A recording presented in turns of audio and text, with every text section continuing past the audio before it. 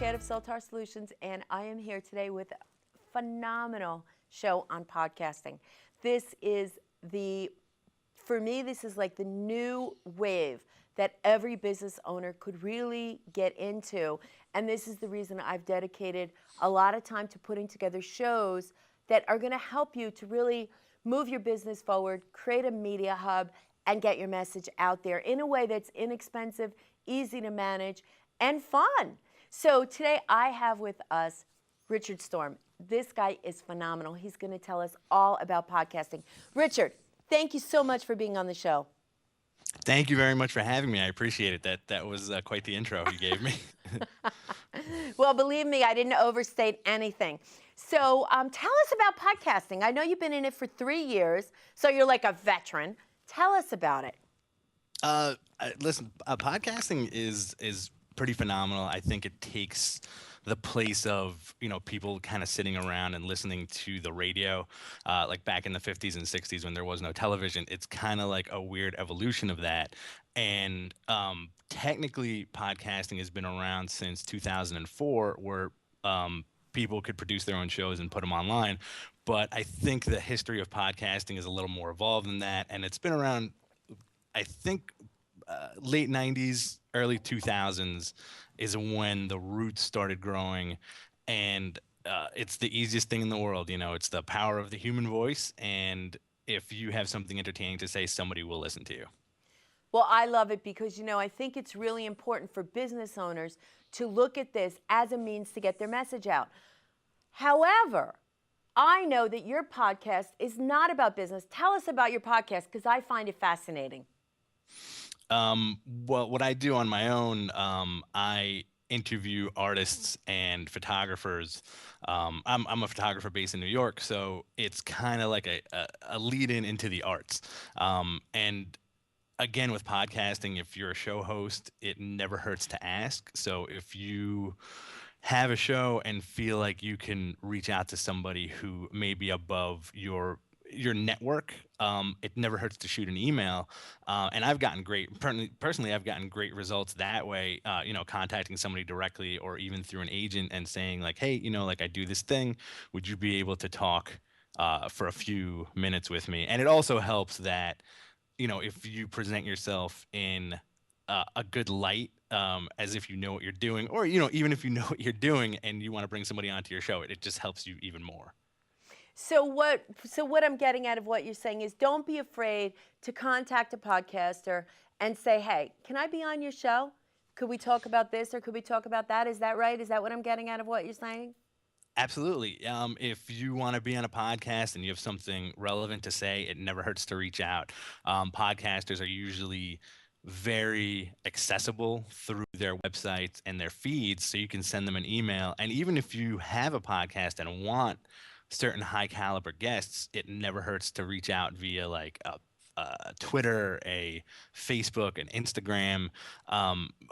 The more we get into the future of technology, the easier it is to actually talk to somebody face to face and have a conversation with them online, through podcasting.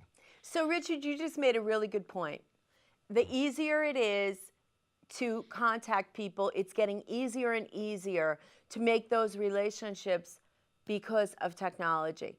So podcasting, I think, is a way to just connect with people, share an idea, share some time, and also be able to, send your message out there. So I'm really curious. I know that you're writing for CNBC. So tell us a little bit about that. Is that okay to mention?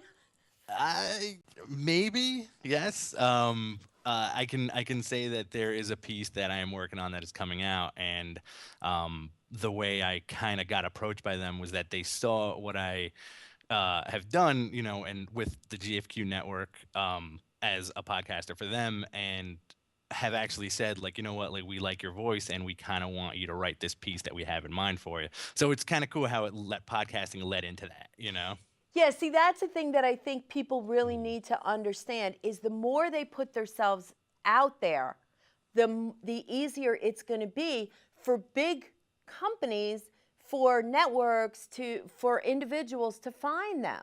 You know, I had an experience with one of my clients yesterday that a world famous person contacted my client, and it's just because of the information that we're putting out on a regular basis. So the thing about podcasting, tell me the most important thing, the one most important thing about podcasting that you found. It's definitely networking. And it's kind of like an interesting thing, and they tell you that in school, they tell you that in college, but it really is who you know. And a lot of the times it's not what you know, and you can see that from a lot of different broadcasts that maybe this guy isn't the best speaker. Of course, I would never name names or anything like that, but there are shows that are popular and people kind of wonder why. My number one point is network, just get better at what you do, talk to people who are in the know, and that just helps everybody involved. So this is great advice. It's true. I think that networking, the future of networking, is really more electronic. I mean, we've seen that with Facebook. We've seen that with Twitter. We've seen that with so many things. People make those relationships, then they take them offline. So it is really the future of networking. So about podcasting, tell me about the financial aspects of podcasting. Well, if you are, let's say, if you're just starting out, you can get yourself like, I'll take myself for example. Like I said, I do podcasting for GFQ, and I also do my own thing. For my own thing, I'm not relying on like this really expensive technology. I have a headset and I have Skype, and I downloaded free software that lets me record from Skype. I do the audio editing myself, so there's really no overhead as far as what I do. But if you want the bigger and better, there's a kind of addiction that goes on with podcasting. Like once you start out, once you get your first board and your first mic, you're not going to stop. You're going to want the better headphones, the better microphone, the better board, the better feed. And the advent of streaming technology is going that way, where more people are going to want to start live streaming their podcast, or going live to tape, as it were, even though we don't really use tape anymore, live to live to hard drive. And that can kind of be where the money starts. You just need to start spending a little more money, just to get that equipment and just to get the feeds right. And that means at some point you're going to have to hire an engineer or maybe an editor, because it becomes bigger than you at some point. So when we look at it, how much does it really cost to start? How much, you're saying that it didn't cost you much. How much did it actually cost you to start? Let's say, all right, if you're gonna go bare bones, let's say I have, for example, like I have a $600 laptop, I have a $20 headset, and I have a free Skype account. So I would say less than $1,000, but also, I think the big key is that you need to have a voice and a personality, and at least some connections to attempt to get yourself out there. You could definitely do a trial by fire if you had that mindset to say, like, what, I'm hosting a show, I'm going to do this my way, and I'll just get better as I go along. That's one way to do it. It could lead to certain frustration. It could lead to not being able to kind of handle what you stepped into. The other way is just starting small and building yourself up. Be a guest, learn the ins and outs, and then when you're ready to make a decision on making your own network or making your own show and making those purchases, you can have a better grasp on it, and say, like, what, that guy spent $3,000 on this thing. I don't really have to spend that much money for what I want to do. It's not always about being equal with the next guy. It's about putting a better product out there.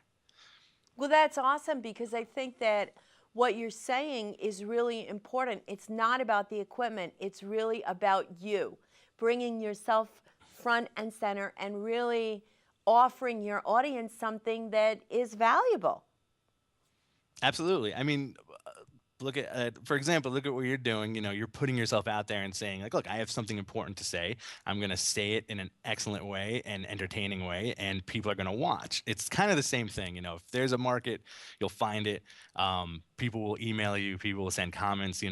Between what I do and the stuff I do for GFQ, we get emails and tweets and Facebook messages all the time from people around the world saying like, hey, we really enjoy you talking, or you guys talking, and that interview was really cool, and that is also a learning experience also, because you kind of get to see what people really want and what people like.